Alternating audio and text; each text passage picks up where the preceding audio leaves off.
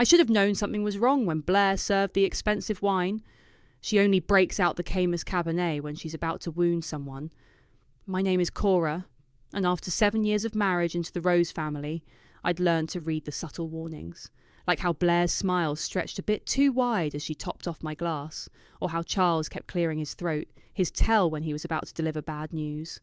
"Nicholas, darling," Blair cooed across the mahogany dining table, "your father and I have been thinking about the lake house." My fork paused halfway to my mouth. The lake house. Our lake house.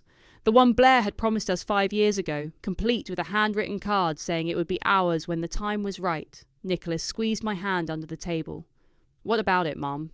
"Well," she dabbed her lips with her napkin, "we've decided it's time to pass it down properly. To someone who can truly appreciate its artistic potential." My stomach dropped. I knew what was coming before she even turned her saccharine smile towards Zechariah, Nicholas's younger brother, who was busy texting under the table. "Zech, honey, we want you to have it." The silence that followed felt like a vacuum, sucking all the air from the room. I waited for Nicholas to speak up, to remind them of their promise. He just took another sip of wine. "But," I started, my voice embarrassingly small, "I thought—" "Oh, Cora," Blair waved her hand dismissively. "That was just idle talk years ago. Zechariah needs a proper space for his photography, his art. You understand, don't you?" I looked at Nicholas again. Surely now he'd say something. Defend us. Remind them how we'd been planning renovations, how we'd even started pricing contractors. He muttered, "It's fine, Mum. Whatever you think is best." Zechariah finally looked up from his phone. "Sweet. Can I start moving in next week?" I excused myself to the bathroom, legs shaking as I climbed the stairs. In the guest bathroom, I gripped the marble counter and stared at my reflection. 7 years of biting my tongue, of playing the perfect daughter-in-law, of swallowing Blair's subtle jabs about my common background. When I returned, they were already discussing paint colours. Nicholas touched my arm as I sat down. "You okay?" he whispered. "No," I hissed back. "I'm not okay. They promised us that house." "Stop being dramatic," he said, turning back to his dessert. "It's just a house." Just a house. Just the place where I'd imagined our future children running along the dock. Just the retreat I'd dreamed about during endless faculty meetings at the high school where I taught. Just another broken promise. Later that night, I couldn't sleep. I slipped out of bed and went to my home office, pulling out the memory box where I kept important cards and letters. There it was, in Blair's flowing handwriting. "Dearest Nicholas and Cora, the lake house will be yours when the time is right. It's always been meant for you two. All our love, Mum and Dad." I traced my finger over the words, feeling something shift inside me, something hard and cold and certain. My phone buzzed. A text from Zechariah. "Hey sis, know any good interior designers? Thinking of gutting the place?" I stared at the message, then at the card, then back at the message. 7 years of playing nice, of being understanding, of making myself small to fit into their world. I opened my laptop and created a new folder, named it Lake House. Then I took a photo of Blair's promise card and saved it inside. "What are you doing?" Nicholas called from the bedroom. "Nothing," I replied, my voice steady. "Just organising some old memories." I closed the laptop, but my mind was already racing ahead, mapping out possibilities. They thought they knew me. The accommodating English teacher, the diplomatic wife, the woman who always stepped aside. They were about to learn how wrong they were. "You're sure you want to do this today?" my cousin Naomi asked, gesturing at the mountain of boxes in Grandma Patricia's attic. "We could wait until—" "I need the distraction," I cut her off, already pulling down the first dusty container. 2 weeks had passed since the lake house dinner, and every family gathering since had been an exercise in swallowing rage, while Zechariah showed off renovation plans on his iPad. The attic smelled like cedar and memories. Grandma Patricia had passed 6 months ago, but we'd been putting off the final clean-out. Now, surrounded by the remnants of her life, I felt a strange comfort. She'd always been the family rebel, the one who taught me it was okay to stand up for myself. "Oh my God!" Naomi gasped, pulling something from a box. "Remember these?" She held up a pair of costume fairy wings. "You wore these every summer at the lake." "The lake. Always the lake." "There's a locked trunk over here," I called out. changing the subject. Heavy too. Naomi crossed the creaking floorboards. I think I saw a key collection downstairs. Want me to check? While she was gone, I ran my hands over the trunk's brass fittings. The leather was cracked but still beautiful, with PC embossed on top. Patricia Clark. My grandmother's initials. Naomi returned triumphant, jangling a ring of old keys. Let's see what Grandma was hiding. The fifth key clicked and the lid groaned open. Inside, the smell of aged paper wafted up. Letters, photographs, and documents filled the space, carefully organised with ribbon-tied bundles. Look at this, I murmured, pulling out a thick envelope marked Lake Property Important, in Grandma's distinctive handwriting. My hands trembled as I opened it. Inside was a legal document, the paper thick and official-looking despite its age. The date at the top read 1925. Holy shit! Naomi breathed, reading over my shoulder. Is that a lease agreement? My voice sounded distant to my own ears. For the land the lake house sits on, 99 years. What does that mean? I kept reading, my heart pounding harder with each line. It means the land was leased from our great-grandfather to Charles's grandfather for 99 years. I did the math quickly. Which means it expires in 2 months. But the house, according to this, I pointed to a specific clause, any permanent structures become property of the original landowner's descendants if the lease isn't renewed. Naomi whistled low. Does the Rose family know about this? I doubt it. Charles inherited everything from his father, who probably forgot all about some old lease. Something fluttered from between the pages, a yellow post-it note in Grandma Patricia's handwriting. This always belonged to us. Don't forget that. My phone buzzed. A text from Blair. Family dinner tomorrow night. Zechariah has exciting renovation plans to share. I carefully folded the lease and slipped it into my bag. Naomi, I need you to not mention this to anyone. She studied my face. What are you planning? Nothing yet. But my mind was already spinning. Just keep this between us. Of course.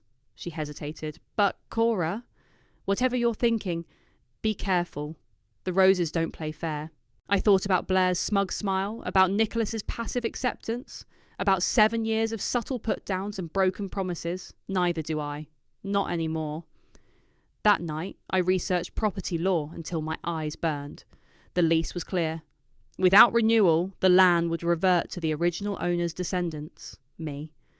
The house, too, thanks to that clever clause about permanent structures. I needed a lawyer. Someone smart, discreet, and not afraid to take on a wealthy family. My phone buzzed again. Nicholas. Coming to bed? Soon, I typed back.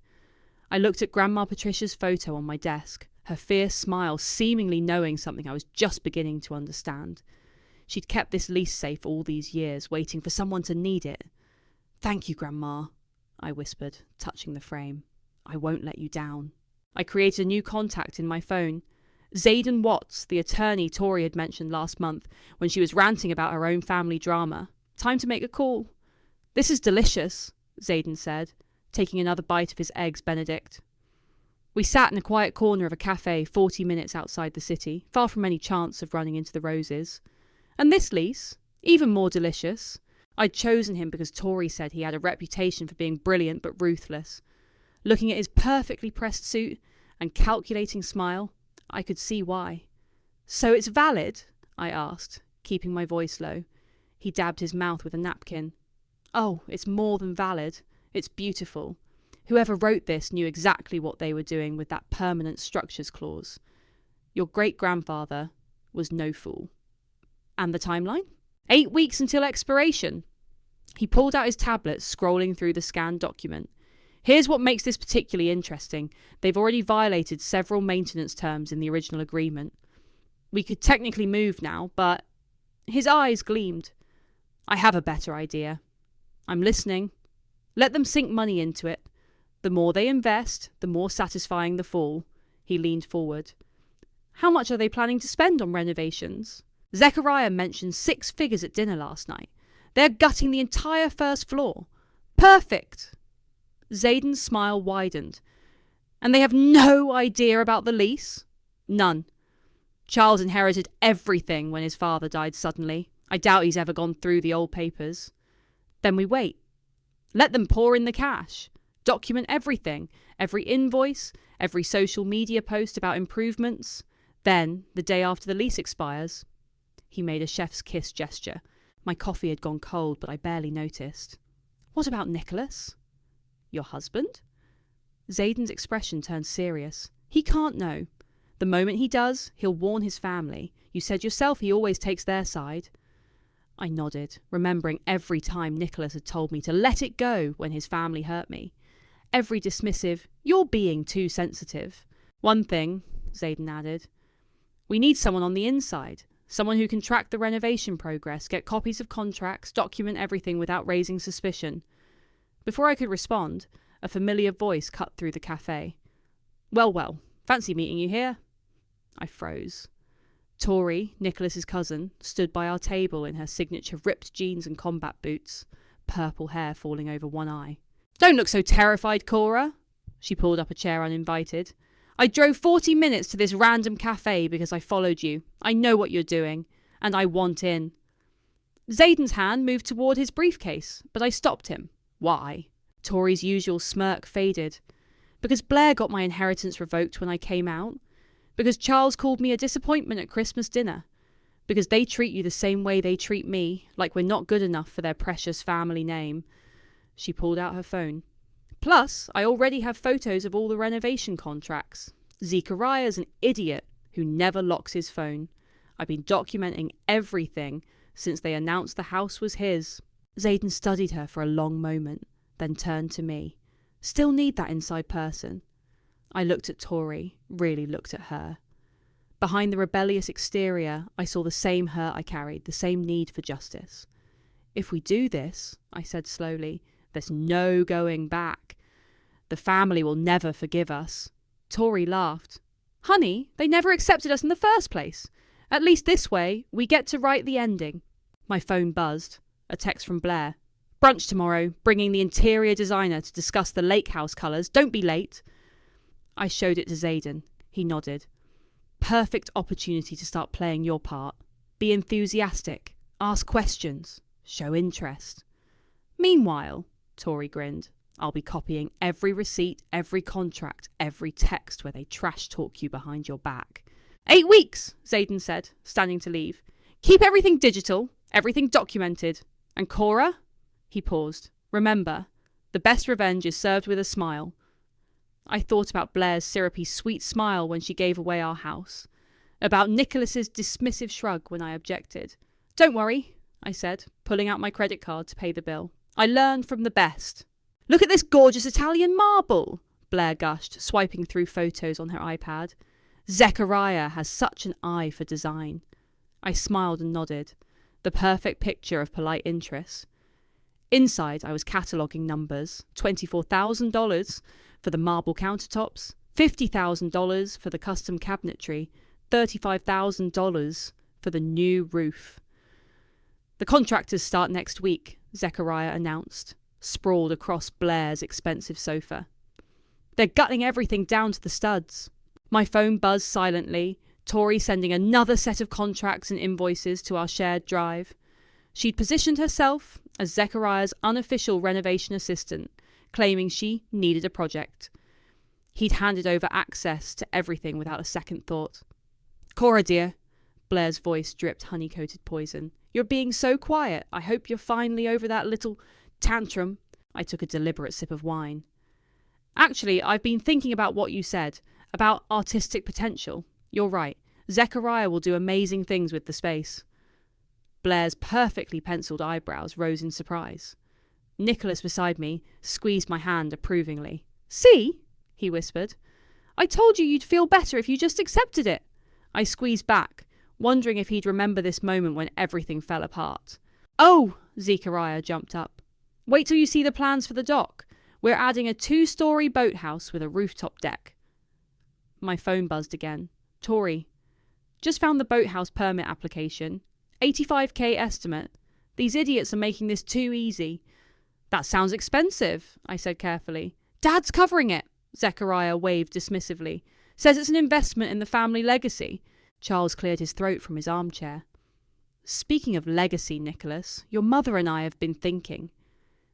Perhaps it's time you and Cora looked at that property in the city we discussed. My ears perked up. Nicholas shifted uncomfortably. What property? I asked. Oh, Blair jumped in.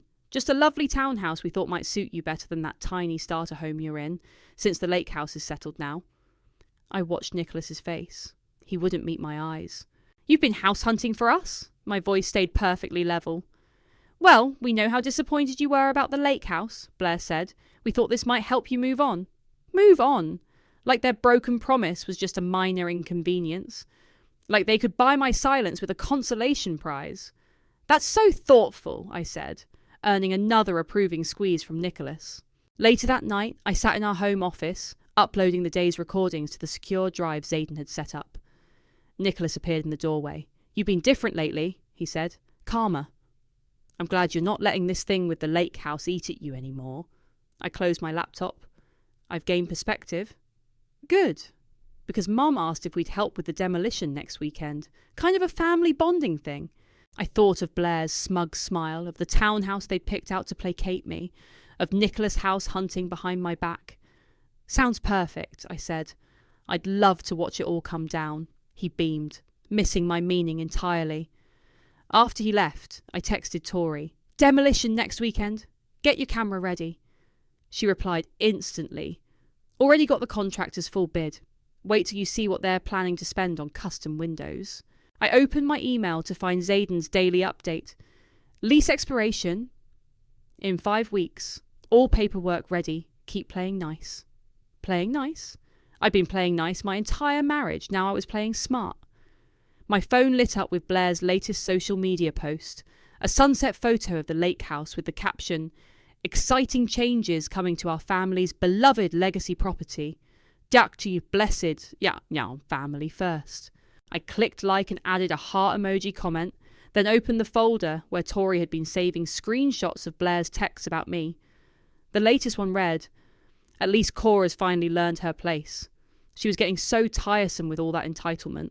I poured myself a glass of wine, the expensive kind Blair served when she was about to wound someone, and smiled. 5 more weeks of playing the dutiful daughter-in-law. 5 weeks until they learned exactly what I'd learned about my place. You sure you want to watch this from out here? Tori asked, handing me a pair of binoculars. We sat in her small boat, anchored just far enough from the dock to be inconspicuous among the other evening vessels.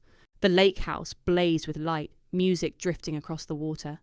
Zechariah's housewarming party was in full swing, complete with catering staff in white jackets and a professional photographer documenting everything. Best seat in the house, I replied, watching Blair air-kiss another country club friend. Besides, I wouldn't want to spoil their special night. Through the binoculars, I could see Nicholas manning the bar, playing the perfect host. He hadn't even noticed I wasn't there yet. Probably assumed I was running late from school. Oh God, Tori snorted, checking her phone. Zechariah just went live on Instagram. Want to hear his speech? She held up her phone. And I just want to thank Mom and Dad for believing in my vision. Zechariah's voice crackled through the speaker. This place deserves someone who truly understands its artistic soul. The crowd applauded. Blair stepped up next, champagne glass raised. My dear friends, she began, this moment is about more than just a house. It's about legacy, about keeping this special place in the right hands. She paused for effect. Sometimes as a mother, you have to make difficult choices. But I know we made the right one. Tori's phone buzzed with a text. Xaden says everything's ready. Midnight tonight, the lease officially expires. I checked my watch. 10:47 p.m. Look, Tori pointed toward the dock. They've got real estate people there. Blair's probably already planning to flip it for a profit once Zechariah gets bored. Through the binoculars, I watched a group of well-dressed men examining the new boathouse, gesturing appreciatively at the rooftop deck that had cost Charles nearly 6 figures. You know what Blair told me last week? Tori's voice turned bitter. That they only offered you and Nicholas the house 5 years ago because they never thought you'd actually want to live here. Said you were too... what was the word? Common to appreciate it. My hands tightened on the binoculars. Did you record that conversation? Every word. Added it to Zayden's file this morning. The party reached its peak around 11. Someone had hired a drone operator to capture aerial footage of the property, its lights reflecting off the dark water like fallen stars. Nicholas is looking for you, Tori said, checking her messages. Want me to make an excuse? No need. I pulled out my phone and typed, "Sorry, honey, terrible migraine. Take lots of pictures for me." He replied instantly, "Feel better. Mum says she understands. Some people just can't handle late nights." "Some people just can't handle late nights," I repeated out loud, showing Tori the text. "God, they're all such condescending assholes." She checked the time. 11:52 p.m. 8 minutes until it's technically not their property anymore. I watched Blair raise another toast through the windows, her perfect smile glowing in the party lights. Charles stood beside her, proud patriarch surveying his domain. Zechariah was showing off the imported light fixtures to a group of admirers. "Remember when we were kids?" Tori asked suddenly. "How we used to swim here every summer, before they decided we weren't good enough?" I nodded, thinking of fairy wings in Grandma Patricia's attic, of promises made and broken, of 7 years trying to earn approval from people who'd already decided I didn't deserve it. My phone lit up. Zayden. "Midnight. It's done. See you at 9 a.m. with the papers." Across the water, the party continued. They had no idea they were celebrating in a house that no longer belonged to them. "Should we head back?" Tori asked. "Not yet." I watched another round of champagne being poured, another series of self-congratulatory toasts. Let them have this last night. Tomorrow will come soon enough. Through the binoculars, I saw Nicholas checking his phone again, probably wondering why I hadn't responded to his patronising message. Blair was right. I had finally learned my place. It just wasn't the place they'd picked out for me. "Happy housewarming," I whispered as Tori started the boat's engine. "Enjoy it while you can." Zechariah opened the door in wrinkled clothes, squinting against the morning sun. His hangover was written all over his face. "Cora? What are you... Who's this?" "Good morning," Zayden said smoothly, stepping forward in his crisp suit. "I'm here to deliver some legal documents regarding the property. May we come in?" Behind us, Tori leaned against her car, phone raised, recording everything. "Legal documents?" Zechariah rubbed his temples. "Can this wait? We had a pretty late night." "I'm afraid not." I kept my voice neutral. "You might want to call your parents." He fumbled for his phone, but Blair and Charles were already pulling up in their Mercedes. Right on schedule. Tori had texted them about an emergency at the lake house 20 minutes ago. "What's going on?" Blair demanded, clicking across the new marble floors in her heels. "Cora, what are you doing here?" Zayden placed his briefcase on the kitchen island, the gorgeous Italian marble they'd just installed, and pulled out a stack of papers. "I'm here to serve notice," he said, his professional tone unwavering. "As of midnight last night, the lease on this property has expired. The land, and all permanent structures upon it, now legally revert to the original owner's descendants." Charles stepped forward, face reddening. "What lease? This property has been in our family for generations."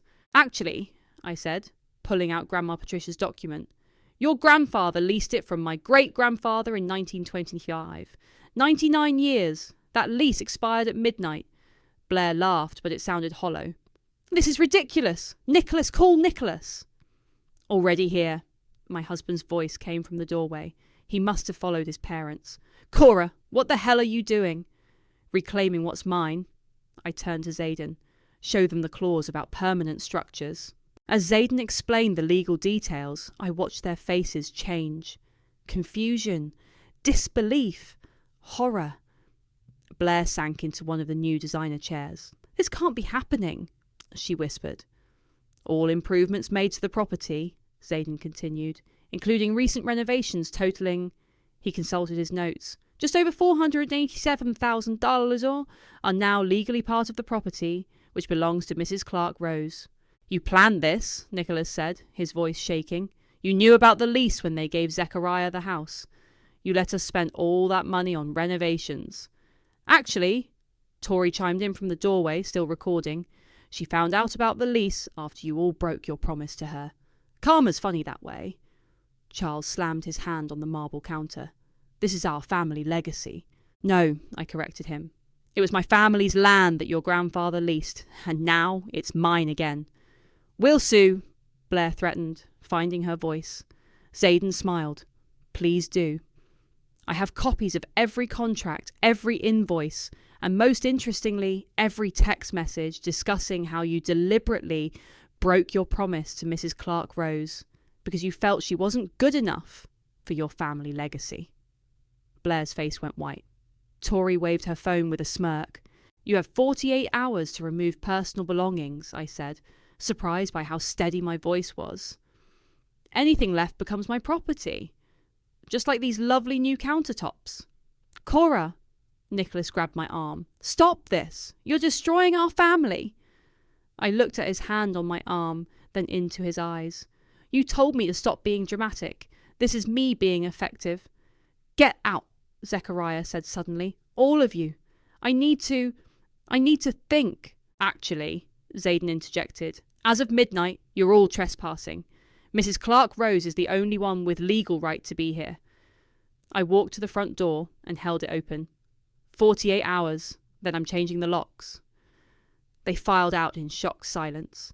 Nicholas was last, pausing in the doorway. I'll be at my parents', he said, when you're ready to apologise. Apologise? I laughed. For what? Taking back what was mine? Or for finally standing up to all of you? This isn't you, he said. The Cora I married would never. The Cora you married spent 7 years trying to be good enough for your family. This is who I am when I stopped trying to earn love that was never going to be given. I closed the door on his stunned face. Through the window, I watched Blair collapse into Charles's arms, her perfect world crumbling around her. Tori stopped recording and grinned. Want me to post this? Or save it for the inevitable court battle? Save it, I said, running my hand along the expensive new countertop. We might need it later. They're offering $2 million, Xaden said, sliding the proposal across my kitchen table. 3 weeks had passed since the takeover. Charles wants to buy it back, says he's willing to pay whatever it takes to keep the peace. I pushed the paper back without opening it. Not interested. Cora! Nicholas's voice came from my doorway. I hadn't heard him come in. Probably used his key for the last time. Please. This has gone far enough. He looked terrible. Dark circles under his eyes, shirt wrinkled. He'd been staying with his parents since that morning at the lake house. I've left them, he said, stepping into the kitchen. Cut ties completely. We can start fresh, just you and me. Tori, who'd been quietly typing on her laptop, snorted. Interesting timing, cuz. Right after Daddy offers to buy back the property. It's not like that, Nicholas protested. I've been doing a lot of thinking. Show him, Tori said to me. Show him what I found yesterday. I opened my laptop and turned it toward Nicholas. On the screen was a text conversation between him and Blair from 6 years ago. Mum, are you sure about Cora? She's so ambitious. Always pushing for more. Nicholas. She'll calm down once we have kids. You were right about not giving them the lake house yet. She'd probably try to take over everything. Nicholas's face went pale. Where did you get that? Cloud backup, Tori said sweetly. Amazing what people forget to delete. Want to see the ones from last month? About how I'm a bad influence on Cora? I was wrong, Nicholas whispered. I see that now. We can fix this. I stood up, suddenly tired. Fix what exactly? The way you let your family treat me? The way you helped them do it? Or the way you're only here now because I finally showed some power? I love you. No. You loved who you thought I was. Someone you could mould into your family's image of a proper wife. Someone who would stay quiet and grateful. My phone buzzed. Another text from Blair. The country club is buzzing with rumours. Think about your reputation. About Nicholas's future. Be reasonable. I showed it to Nicholas. Still want to tell me how you've cut ties? He reached for my hand. We can move away. Start over somewhere new. I already did start over, I said, pulling away. The moment I stopped trying to earn your family's approval. Xaden cleared his throat. There's something else you should know. The property records went public this morning. I filed them under a new name, Blue Pine Haven, in memory of Patricia Clark. Nicholas flinched at my grandmother's name. You're really going to throw away 7 years of marriage over a house? No, I said. I'm ending 7 years of trying to be someone I'm not. The house is just where I finally found my voice. The renovation photos are trending, Tori announced, still typing. People love a good karma story, especially the part where they spent $500,000 upgrading a house that wasn't legally theirs. Nicholas ran his hands through his hair. What do you want? Just tell me what you want. I want you to leave, I said quietly. I want you to go back to your family, who always came first anyway.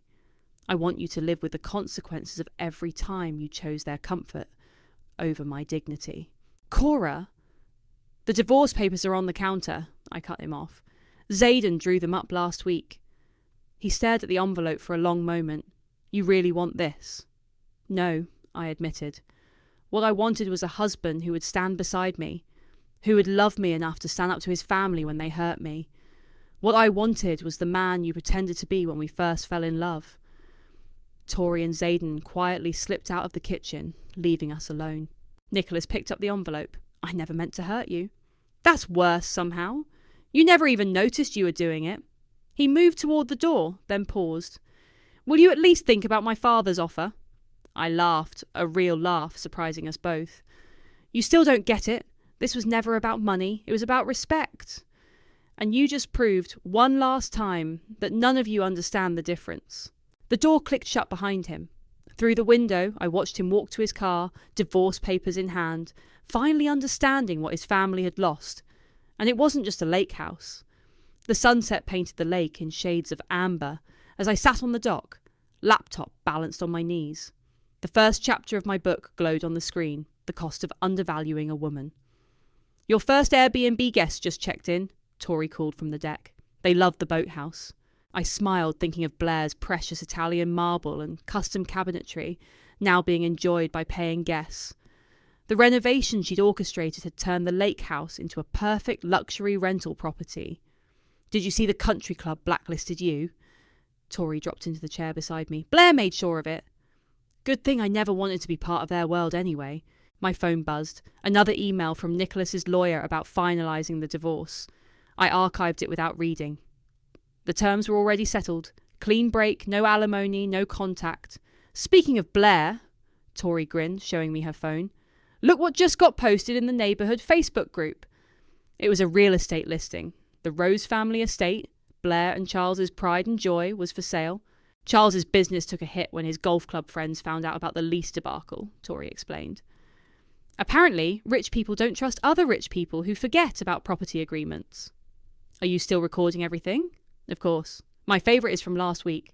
Blair telling her tennis friends it was all a misunderstanding right before you sent that lovely donation to the local historical society in Grandma Patricia's name. The Historical Society had been thrilled to receive the original lease documents for their archives, along with a detailed account of how the land had been returned to its rightful owners. The story had made the local paper. Your grandmother would be proud, a voice said behind us. I turned to see Naomi carrying a bottle of wine and 3 glasses. She always said you had her spirit. More than they knew, I said, making room for her on the deck. Oh, almost forgot, Tori jumped up. The contractor called. They can start on the community dock next month. I nodded, thinking of my plans to open part of the lakefront for public use, something the Roses had fought against for decades. The permit application was already approved. You know, Naomi said, pouring the wine, some people might say you went too far. That revenge never brings peace. This wasn't just revenge, I replied, watching the sun sink lower. This was about breaking a cycle, about showing them that their actions have consequences. Speaking of consequences, Tori checked her phone again. Zechariah finally got a job. Entry-level marketing position. Guess Daddy's connections dried up after the scandal. I opened my laptop again, reading over the last paragraph I'd written. They say karma comes for everyone eventually, but sometimes karma needs a little help, needs someone brave enough to stand up and say enough. Someone willing to burn bridges to build something better from the ashes. To burning bridges? Tori raised her glass. And building better ones, Naomi added. I looked out over the lake, remembering all the summers I'd spent trying to fit into the Rose family's world. All the times I'd made myself smaller, quieter, less demanding. The lake house had been their symbol of power and exclusivity. Now it was my symbol of liberation. You know what the best part is? I said, closing my laptop. I didn't just take back the house, I took back myself. A car pulled into the driveway, more guests arriving for the sunset boat tour I'd started offering on weekends. Local families mostly. People who'd never had access to the lake when the Roses controlled it. Ready to play tour guide? Tori stood, brushing off her jeans. Actually, I smiled, I need to finish this chapter first. You take them out. Tell them the story about the lease and the karma it brought. People love that one. As Tori headed up to greet the guests, I added one final line to my manuscript. They thought karma was a fairy tale, but I wrote the ending myself. I hit save and closed the laptop, breathing in the lake air that now felt truly mine. Not because I'd taken something from them, but because I'd finally claimed something for myself. My power, my voice, my truth. The sun dipped below the horizon, and I didn't regret a single bridge I'd burned to light my way.